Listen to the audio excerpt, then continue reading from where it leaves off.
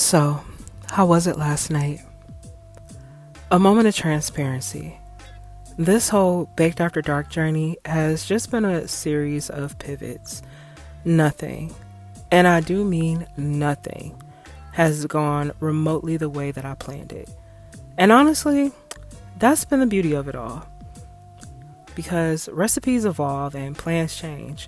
Sometimes it's about what's in season. Sometimes it's about what you've got in the pantry. And sometimes it's just about what feels right in the moment. That's how life works too. Ingredients shift, plans fall apart, and you learn to adapt with what you have, where you are, and who you're becoming. For me, consistency comes naturally. I thrive in routines and busy schedules, but life? Life has a way of derailing even the most natural rhythms. My saving grace has been learning to redirect instead of resist, finding ways to return to myself when nothing around me quite makes sense. And journaling has been one of those anchors. Putting pen to paper keeps me grounded, helps me process, and reminds me that even when life throws me curveballs, I can always choose how I show up. It's the record of my persistence and proof that even when my plans folded, I didn't. Baked After Dark has been a season of improvising, adjusting, and finding the sweetness in the unexpected.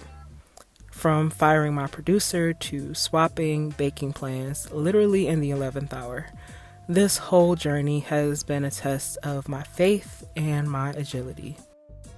My biggest takeaway so far is that life, like recipes, is ever evolving. The sweetness comes from not just adapting, but from returning to who you really are and relishing in the familiarity of your own fortitude. But you gotta take care of who you're returning to.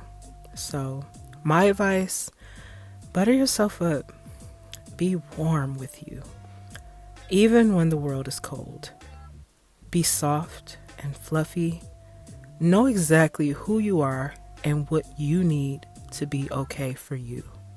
Because when the battle is over and the shield and sword come down, you'll need a soft space to land.